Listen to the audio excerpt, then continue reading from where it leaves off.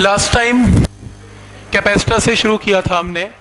Capacitance के अंदर हमने क्या डिस्कस किया कि स्टोरेज की ज़रूरत है, पहला पॉइंट।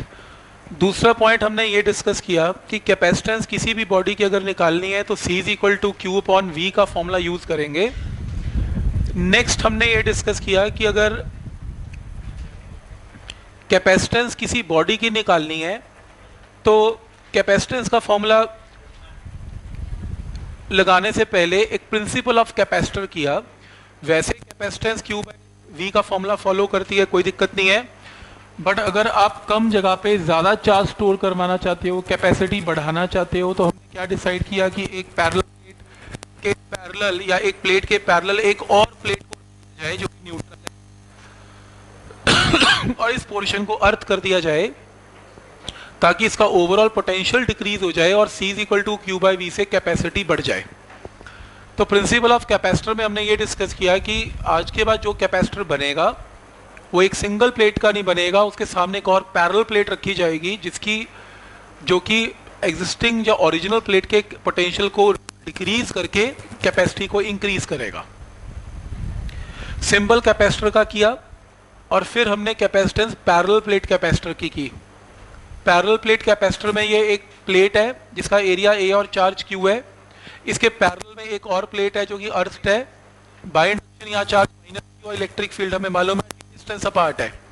हमने इसका प्रूफ किया कि पैरेलल प्लेट कैपेसिटर का जो फॉर्मूला कैपेसिटेंस का होता है एप्सिलॉन D, ये इसका फॉर्मूला है। ये फॉर्मूला आपने इसको याद करना है।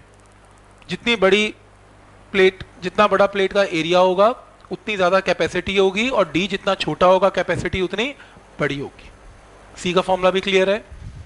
फिर एक सजेशन आया कि अगर आप कम जगह पे ज़्यादा कैपेसिटी करना चाहते हो तो आप एक कंडक्टर को इसके बीच में डाल दो, इसकी कैपेसिटी ऑटोमेटिकली बढ़ जाएगी। तो बोला कैसे? बिना कैपेसिटेंस के ये फॉर्मूला था, कैपेसिटेंस कंडक्टर के साथ ये फॉर्मूला था। कंडक्टर डालने के बाद C का ये formula Q divided by potential difference between the plates. Potential difference निकालने का तरीका शॉर्टकट बताया था कि अगर जो भी इलेक्ट्रिक फील्ड E नॉट है उसको D माइनस T से मल्टीप्लाई कर लो और यहाँ जो भी इलेक्ट्रिक फील्ड है 0 उसको T से मल्टीप्लाई कर लो तो आपके पास पोटेंशियल डिफरेंस आएगा। उस पोटेंशियल डिफरेंस को Q से नीचे डिवाइड करो तो कैपेसिटी का ये हमने फॉर्मूला ड्राइव किया था जो कि epsilon not A by D minus T था। तो ये फॉर्मूला याद रखना है कि अगर मान लो एक कंडक्टिंग स्लैब को बीच में रख दिया जाए तो capacitance is epsilon not A by D minus T। पूरा का पूरा कंडक्टर फिट इन नहीं करना, नहीं तो सारा का सारा चार्ज अर्थ में चला जाएगा। तो ये लास्ट फॉर्मूला हमने लास्ट टाइम किया था। अब एक और सजेशन आया कि अगर आप बहुत कम जगह पे बहुत ज़्यादा स्टोरेज चाहते हो तो आप पैरेलल प्लेट कैपेसिटर के बीच में कंडक्टिंग स्लैब की बजाय एक डाइलेक्ट्रिक स्लैब को डाल दो, एक इंसुलेटिंग स्लैब को डाल दो। कंडक्टिंग स्लैब वाले रिजल्ट से भी ज़्यादा आ जाएगी, बहुत ज़्यादा आ जाएगी, बहुत ही ज़्यादा आ जाएगी। तो मैं इसकी कैपेसिटेंस निकालना चाहता हूँ। जब मैंने दो पैरेलल प्लेट्स के बीच में क्या डाला, एक कंडक्टिंग स्लैब की जगह डाइलेक्ट्रिक स्लैब को डाला। अब अगर मैं इसका एक्सप्रेशन निकालना चाहता हूँ कैपेसिटेंस का तो मेरे को पहले स्टडी करना पड़ेगा what is a dielectric material और डाइलेक्ट्रिक मटेरियल इलेक्ट्रिक फील्ड में बिहेव कैसे करता है, तभी मैं इसको समझ पाऊंगा, नहीं तो मुझे समझ में नहीं आएगा। कंडक्टर की प्रॉपर्टी तो हमें ऑलरेडी पता ही होती है, तो कंडक्टर की प्रॉपर्टी को मैंने हालांकि जब कैपेसिटर स्टार्ट किया था बिहेवियर ऑफ कंडक्टर मैंने बताया था। तो अब हम बिहेवियर ऑफ कंडक्टर की बजाय क्या करेंगे, बिहेवियर ऑफ डाइलेक्ट्रिक। तो अगर आप एक और बढ़िया कैपेसिटर बनाना चाहते हो तो पहले आपको डाइलेक्ट्रिक मटेरियल के बारे में पता होना चाहिए, तब आप कैपेसिटेंस बना पाओगे। डाइलेक्ट्रिक मटेरियल एक इंसुलेटर मटेरियल है। डाइलेक्ट्रिक्स के अंदर क्योंकि एक इंसुलेटर मटेरियल मैंने बताया तो इसने डिफरेंस बताया कि अगर ये कंडक्टर और डाइलेक्ट्रिक है इनका क्या बिहेवियर होगा अगर आप इन्हें इलेक्ट्रिक फील्ड में रखेंगे, इलेक्ट्रिक फील्ड में रखेंगे, इनका बिहेवियर क्या होगा, ये आपको इस एक्सप्रेशन में बताया गया है।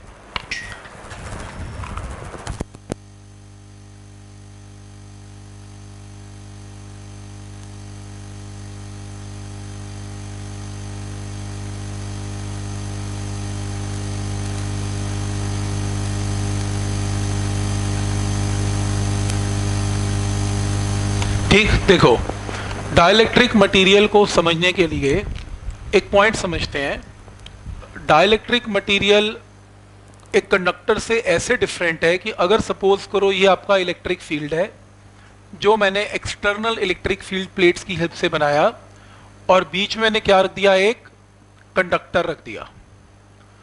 कंडक्टर के अंदर फ्री इलेक्ट्रॉन्स हैं, सारे के सारे इलेक्ट्रॉन्स ये इलेक्ट्रिक फील्ड अट्रैक्ट कर लेगा और इस तरफ इलेक्ट्रॉन्स ही इलेक्ट्रॉन्स हो जाएंगे और यहाँ पर डेफिशिएंसी हो जाएगी प्लस। ये लो, बीच में बिल्कुल भी कोई चार्ज नहीं रहेगा, ना चार्ज रहेगा ना इलेक्ट्रिक फील्ड होगा। इलेक्ट्रिक फील्ड क्या हो जाएगा, जीरो। ये हमने किया। और हमने ये भी किया कि अगर ये चार्ज का मैग्नीट्यूड Q है तो by induction equal and opposite charge he produce होगा, Q माइनस Q, Q और माइनस Q। ये भी पॉइंट क्लियर है, यहां तक कोई डाउट इसमें? अब अगर ये स्लैब को चेंज कर दें और डाइलेक्ट्रिक कर दें, तो डाइलेक्ट्रिक एक इंसुलेटर है और चार्ज इसमें कंडक्ट तो हो नहीं सकता। ये तो सवाल ही पैदा नहीं होता ना कि यहाँ के इलेक्ट्रॉन भाग गए और इस तरफ अट्रैक्ट हो गए, ये तो होने वाला है नहीं। मूवमेंट तो है ही नहीं ना चार्ज की बिल्कुल भी, तो इंडक्शन की प्रॉपर्टी तो इसमें लगने वाली नहीं है। तो डाइलेक्ट्रिक को समझने के लिए आपको एक और पॉइंट पहले समझना पड़ेगा कि ये एटम है। एटम भी अलग अलग मटेरियल के अलग अलग टाइप के होते हैं। मेरा कहने का मतलब है, जैसे मान लो एक ये एटम है जिसका इमेजिन करते हैं कि पॉजिटिव चार्ज सेंटर पे है, इसके आसपास इलेक्ट्रॉन्स है, नेगेटिव चार्ज है, और centre of mass positive charge का और centre of mass negative charge का एक ही पॉइंट पर कोइंसाइड करता है। मतलब नेगेटिव चार्ज इक्वली डिस्ट्रीब्यूटेड है प्लस के आसपास, और अगर हम एक इलेक्ट्रॉन प्रोटॉन को तो स्टडी नहीं कर सकते, तो अगर हम सेंटर की बात करते हैं तो centre of positive charge and negative charge एक ही पॉइंट पे कोइंसाइड करते हैं, तो ऐसे एटम को आप बोलते हैं this is a non polar atom. लेकिन अगर बाय नेचर, मतलब मैंने नहीं किया कुछ भी, बाय नेचर किसी का एटम ही ऐसा दिखे आपको कि दोनों के प्लस और माइनस में कुछ डिफरेंस है, प्लस और माइनस एक पॉइंट पे कोइंसाइड नहीं करता, प्लस अलग है थोड़ा माइनस अलग है, तो उसकी शेप नॉर्मल एटम से थोड़ी डिस्टॉर्ट हो जाती है। आपने वाटर मॉलिक्यूल और केमिस्ट्री में ऐसा कुछ पढ़ते होंगे, ऐसा क्यों होता है, आसपास के एटम भी इसको खराब कर देते हैं। तो इन एनी केस अगर एटम बाय नेचर ऐसा है तो प्लस और माइनस के बीच में स्पेसिंग है, इसका अपना डायपोल मोमेंट भी है, इसके अंदर अपना इलेक्ट्रिक फील्ड भी है, तो ऐसे को एटम को क्या बोला जाता है, दिस इज पोलर एटम। तो इसकी पोलैरिटी है। तो कुछ एटम ऐसे होते हैं जो पोलर होते हैं, बाय नेचर ही पोलर है, और कुछ ऐसे एटम है जो कि बाय नेचर नॉन पोलर है। बट इन एनी केस चाहे पोलर है चाहे नॉन पोलर है, मुझे एक बात बताओ कि अगर ये एटम जो कि पहले मैंने बोला था ये नॉन पोलर है, प्लस और माइनस एक ही पॉइंट पर कोइंसाइड कर रहे हैं, और इसको अगर मैं एक्सटर्नल इलेक्ट्रिक फील्ड में प्लेस कर दूं कुछ इस तरीके से, तो ये एटम थोड़ी देर में आप देखेंगे कि जैसे इलेक्ट्रिक फील्ड में रखेंगे आप देखेंगे कि ये ऐसा हो जाएगा, ऐसा हो जाएगा, क्योंकि अंदर का electron will be attracted by positive and positive will be attracted by negative. तो आप देखेंगे कि ये एटम जो कि नॉन पोलर था पहले, अब ये क्या बन गया, पोलर बन गया। तो ये प्रोसेस जिसमें नॉन पोलर को हम पोलर बना देते हैं, और पहले वो था नॉन पोलर लेकिन उसको इलेक्ट्रिक फील्ड में रख के पोलर बना दिया, इस प्रोसेस को पोलराइजेशन बोलते हैं। तो एटम में चार्ज, इसका इलेक्ट्रॉन निकल के भागा नहीं उधर, बस ये थोड़ा डिस्टॉर्ट हो गया, एटम की शेप चेंज हो गई, इस प्रोसेस को पोलराइजेशन बोलते हैं। डाइलेक्ट्रिक के अंदर कुछ पोलराइजेशन का प्रोसेस ही चलता है, मैं आपको बताता हूं कैसे। तो सबसे पहले अगर मान लो मैं सेम एग्जांपल लूं, जैसे सपोज करो ये एक्सटर्नल इलेक्ट्रिक फील्ड मैंने अप्लाई किया plus, and this is suppose minus, and this is a material dielectric, ये डाइलेक्ट्रिक मटेरियल मैंने इसके बीच में रख दिया। अब जब मैंने इसके बीच में डाइलेक्ट्रिक मटेरियल को रखा, डाइलेक्ट्रिक मटेरियल रख दिया, इसमें फ्री इलेक्ट्रॉन तो है नहीं इंसुलेटर में कि भाग के नेगेटिव इधर चले जाएंगे, तो आप देखेंगे इसके अंदर जो भी एटम्स हैं, मान लो ये एटम्स हैं इसके, ये आपको दिखेंगे पोलराइज हो जाएंगे थोड़ी देर में। पोलराइजेशन का मतलब है कि ये इस तरीके से minus plus minus plus minus plus, और ये प्लस माइनस, और ये लो, ऐसा हो जाएगा। तो एटम के ऊपर कुछ असर तो इलेक्ट्रिक फील्ड का होगा ही ऑब्वियसली, तो एटम पोलर था या नॉन पोलर था, लेकिन फाइनली तो ये पोलर बन ही जाएगा। तो ऐसा कुछ सिचुएशन हो जाएगी। अब आपने इलेक्ट्रिक फील्ड बाहर क्या अप्लाई किया, ई नॉट अप्लाई किया। मान लो बाहर तो आपने ई नॉट अप्लाई किया था, लेकिन आप एक चीज मानो कि सारे नेगेटिव नेगेटिव नेगेटिव नेगेटिव इस तरफ आ गए और यहां से सारा पॉजिटिव पॉजिटिव पॉजिटिव इस तरफ आ गया। अंदर के भी बहुत सारे एटम होंगे, पर अंदर के एटम तो अंदर ही रह गए क्योंकि मूवमेंट तो है ही नहीं चार्ज की। बट अगर मैं 1 मिनट के लिए ड्रॉ करूं एक डायग्राम जिसमें सिर्फ ये एटम को नहीं दिखा रहा मैं, सिर्फ इन सबके जो लेफ्ट की तरफ नेगेटिव आपको दिख रहे थे, लेफ्ट के नेगेटिव बस, तो उसको अगर मैं ये एटम को हटा के सिर्फ यहाँ का जो नेगेटिव है मैं यहाँ शो कर रहा हूँ, ये नेगेटिव है, और यहाँ का जो पॉजिटिव था मैं शो कर रहा हूँ, ये पॉजिटिव है। ये रहा। दिखाने के लिए एटम नहीं दिखाए मैंने, बट एक्चुअल में वो एटम पोलराइज हो गए। लेफ्ट जो माइनस था वो दिखा दिया, राइट का प्लस सिर्फ वो दिखा दिया, बीच में कुछ नहीं दिखाया मैंने आपको। अब क्वेश्चन ये राइज होता है कि डायग्राम देखने में ये और ये सेम लग रहा है, ये देखने में सेम लग रहा है, लेकिन रियलिटी में कुछ ऐसा होगा कि अगर आपने ये बोला कि ये क्यू है तो कंडक्टर में तो ये माइनस क्यू हो ही जाता है, इक्वल एंड ऑपोजिट, कोई चक्कर ही नहीं है। इंसुलेटर में ये सारा चार्ज थोड़ी ना हो गया, क्योंकि ये तो बस उस एटम का नेगेटिव चार्ज जो लेफ्ट की तरफ दिखा था आपको, तो ये अगर क्यू है तो पक्की बात है ये क्यू डैश होगा, और क्यू डैश की वैल्यू क्यू से तो पक्का कम ही होगी। तो कितनी होगी आने वाले टाइम में आपको पता लग जाएगा। पर यहां पर ये equal and opposite charge produce कभी भी नहीं होगा इन केस ऑफ इंसुलेटर, कम होगा। और ऐसे ये कितना होगा, प्लस क्यू डैश होगा, और ये क्या होगा, माइनस क्यू होगा। और ये इसका डाइलेक्ट्रिक का एक डाइलेक्ट्रिक कांस्टेंट होता है जिसको बोलते हैं डाइलेक्ट्रिक कांस्टेंट, वो के होगा। देखने में आपको डायग्राम एक जैसे लगेंगे, माइनस प्लस, लेकिन ऐसा होगा नहीं, इनके मैग्नीट्यूड में फर्क है। ये इंडक्शन है, ये भी बोल सकते हो इंड्यूस चार्जेस है, लेकिन एक्चुअल में ये ड्यू टू पोलराइजेशन ऐसा हुआ। तो डिफरेंस समझ में आ रहा है यहाँ तक। तो अभी तक मैंने ये बताया कि कंडक्टर में और इंसुलेटर में के प्रोसेस में क्या फर्क है।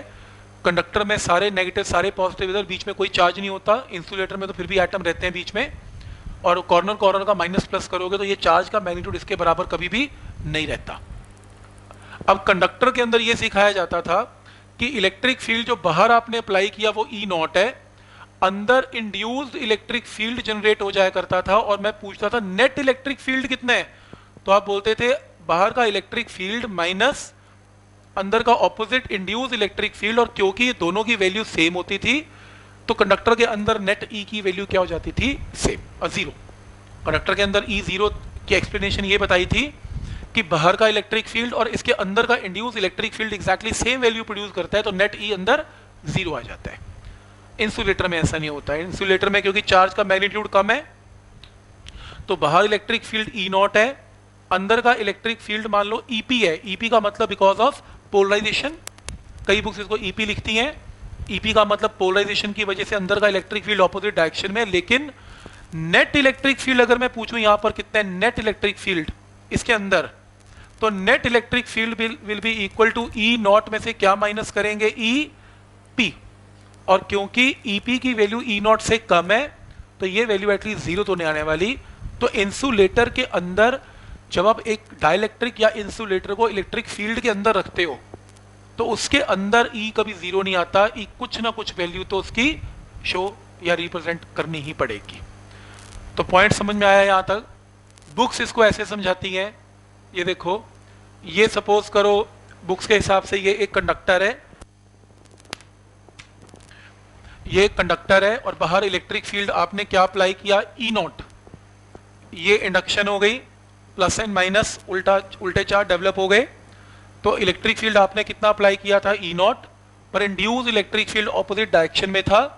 और अगर ये कंडक्टर है तो इसमें ई नॉट और ई इंड्यूस की वैल्यू एग्जैक्टली सेम है और नेट ई की वैल्यू अंदर जीरो है। बट अगर ये इंसुलेटर है, बाहर आपने इलेक्ट्रिक फील्ड अप्लाई किया ई नॉट, अंदर का फील्ड है, मैंने ई पी लिखा, इसने ई इंड्यूस्ड लिख दिया, एक ही बात है तो वो ई ही। तो और ये भी चीज नोट करो, यहाँ पर बाय इंडक्शन ज्यादा चार्जेस थे लेकिन यहाँ पर चार्जेस कम है, क्योंकि डाइलेक्ट्रिक में इंडक्शन तो होती ही नहीं, फ्री चार्ज तो है नहीं, तो यहाँ पर जो चार्ज प्रोड्यूस होगा वो कम होगा, तो ई की वैल्यू भी इसमें कम होगी। तो क्या मैं ये बोल सकता हूँ कि डाइलेक्ट्रिक के बाहर आपने electric field E not apply किया, पर इनसाइड की जो वैल्यू है ई इंड्यूस्ड है, और ई इंड्यूस्ड की वैल्यू इसमें ई नॉट से क्या आएगी, कम आएगी। पर आप ये नहीं बोल सकते कि जो नेट इलेक्ट्रिक फील्ड है इसमें 0 होगा, कुछ ना कुछ तो फिर भी आएगा आएगा। और क्या आएगा, ई नॉट में से क्या माइनस करना पड़ेगा, ई इंड्यूस्ड। तो मैंने साइड पे लिख दिया, net electric field inside a conductor 0 हो जाता है, पर net electric field inside a dielectric 0 नहीं होता। तो ये इसका बिहेवियर है डाइलेक्ट्रिक का। यहीं से कहानी आगे